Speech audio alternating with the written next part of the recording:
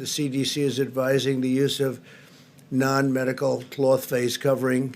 The cloth face coverings recommended are not surgical masks or N95 respirators. I got scared. I dropped my hot pocket. This is voluntary. I don't think I'm going to be doing it. I just don't want to be doing, I don't know, somehow sitting in the Oval Office behind that beautiful Resolute desk, the great Resolute desk. I think wearing a face mask as I greet presidents, prime ministers, dictators, kings, queens, I don't know, somehow I don't see it for myself. I thought it was just high. The mayor admitting this morning the NYPD's social distancing enforcement efforts aren't working. Overnight, a video surfacing showing a rough arrest of a young mother with her child in her hands. Police say it happened before noon Wednesday at the Atlantic Avenue Barclays Center station. Officers stopping her from going into the subway with her child because she wasn't wearing her mask properly. What followed was this.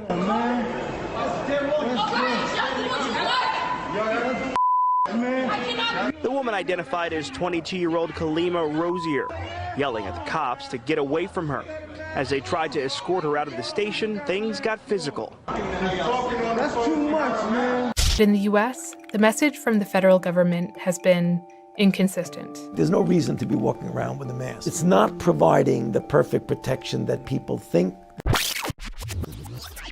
We don't want to call it a mask because back then we were concerned we would be taking masks away from the healthcare providers. But some sort of mask-like facial covering, I think for the time being, should be a very regular part of how we prevent the spread of infection. I don't think I'm going to be doing it. Here's where the experts agree. If you are sick and you leave the house, you should wear a face mask because it keeps your germs in. Most of the uncertainty around masks is related to a separate question, whether healthy people should wear them too. But let's say you definitely 100% do not have the virus. The first thing you need to know is that no mask can actually guarantee that you won't get it. Instead, the best way to think about face masks is as part of a larger set of protective measures, along with social distancing and hand washing. Used together, they don't protect you completely, but they dramatically lower your odds of infection. I don't think I'm going to be doing it.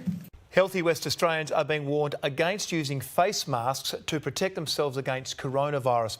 A safety video is going viral, showing how ineffective some can be as the nation struggles with a surgical mask shortage. It's the safety video going viral. An Argentinian firefighter with a deodorant can, simulating a sneeze or cough. It's feared coronavirus could travel in the air, like deodorant does in aerosols. This demonstration showing most face masks are useless at trapping or blocking moisture, unless they're the N95 grade. No pasa. Yet across Perth, people are wearing them, some surgical, some homemade. The state government's advice in line with the World Health Organisation. Unless you have symptoms of COVID-19, don't wear one. One of the suspects turns around and throws a punch as he and another were being escorted out the door for not wearing a mask. Both suspects fled the location and they were just recently arrested over the weekend and are being held here at Van Nuys Station for felony battery, and their bail's $50,000. So most people are not dying from this coronavirus, right? So first of all, we have viruses all around us. We have about 380 trillion viruses in our body, 60 trillion bacteria in our body for about 6 trillion cells.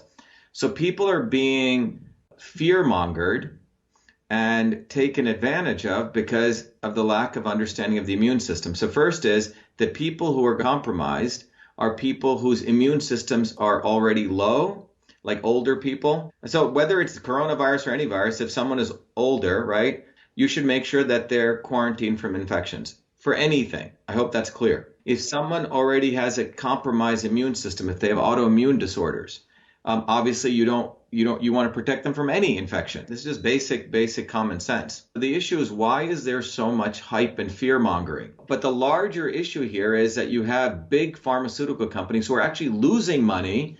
So their only way to make profitable revenue is to vaccinate everyone. Vaccinate. Their model is to have 7 billion people in the world all on vaccines. Their goal is a monetary, you can just follow the money. It's not even conspiracy. So if you are willing to crash the economy, maybe it'll cost the US $4 trillion, but it's like you're investing $4 trillion And then you get a return of income of 7 trillion year over year over year. So over a 10-year period, you're going to make 70 trillion.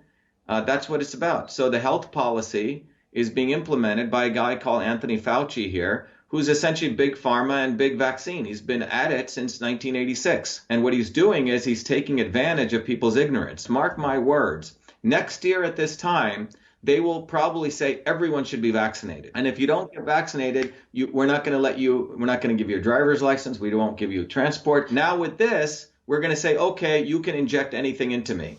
So every time we give away this freedom, you can never get it back. Whether they're left or right, they're all the same set of people. And they've taken advantage of working people and our labor. It's no different than taking advantage of slaves. And it's time that the slaves realize that they have choices.